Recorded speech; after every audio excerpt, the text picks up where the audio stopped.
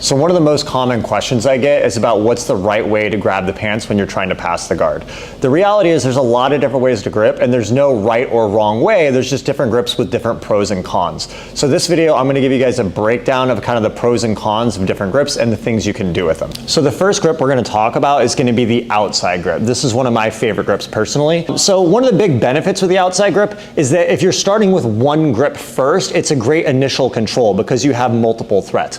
So I have threats of hitting Toreando passes, but also anytime he puts this foot in my bicep here, I can throw it off and threaten a pass, and I can either pass, or when he comes back, I can use it to change angles and create options. Also, it's a very hard grip to break, and this is kind of a principle I use in general, but when I back up a lot in the beginning, for him to break my grip here, he has to kick so much further because I'm so far back. Whereas when I'm really close in the beginning, if he gets the sleeve and kicks fast, he can kick so much further, it breaks the grip. And if he breaks the grip, I no longer have control, and now he's starting to set offense on me.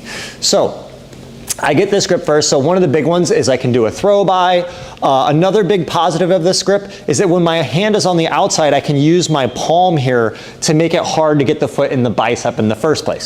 So if I'm controlling here and he tries to put the foot in the bicep, I can use that palm on the outside, and I can use that to create movement and distortions to start setting up different passes as well. Another useful component of this is it's much harder for your opponent to loop around your grip. If I'm on the outside here and he goes under and around, my wrist kind of blocks. There's like no slack in the gi by the time he gets around here, so he cannot loop over. This I'll talk about when I talk about the inside grips, can be a negative here because if he comes over top, my grip gets kind of messed up and I have to re-grip. Another powerful component of the outside grip is that when I go around to pass, I can get a really strong drive if I have the outside grip on the top arm that I'm controlling.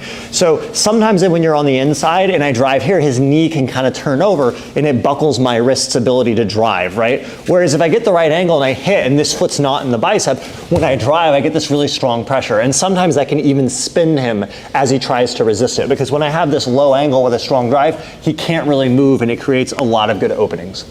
So two of the negatives to the outside grip, one is if I have the outside grip and he does get the foot in the bicep, it's very difficult to get this off. I cannot like pop it off, and it can be very sticky. So that can be really annoying, especially if he has both sleeves, because if he has both sleeves now it's hard to throw because no matter which way I throw, the bicep on the other side has me stuck. So that's one component. Another one is if I'm trying to pin the leg sometimes by like pushing this to the floor, depending on what I'm doing, maybe a knee cut, it's harder to prevent this foot from coming up to my wrist or bicep, and it can make it difficult to pin the leg and set up different passes.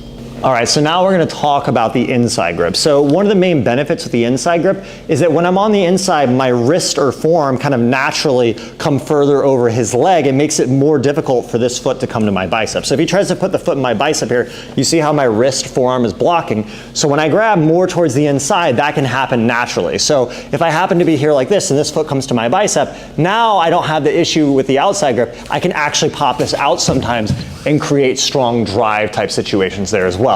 So that's one of the big ones. Another one with the inside grip is that I can pin the leg. So let's say I'm here and I pop this off. Now when I go this way and I push down, my hand being on the inside makes this easy to pin. And this takes his leg out of play. I could use this to set up knee cut passes.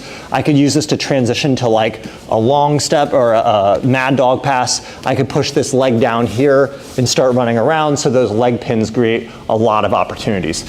Some of the negatives with the inside grip are, one is that the throw by can be very hard. If he has the foot in the bicep, I don't have that same outside throw that I have there because my hand gets kind of stuck on the inside.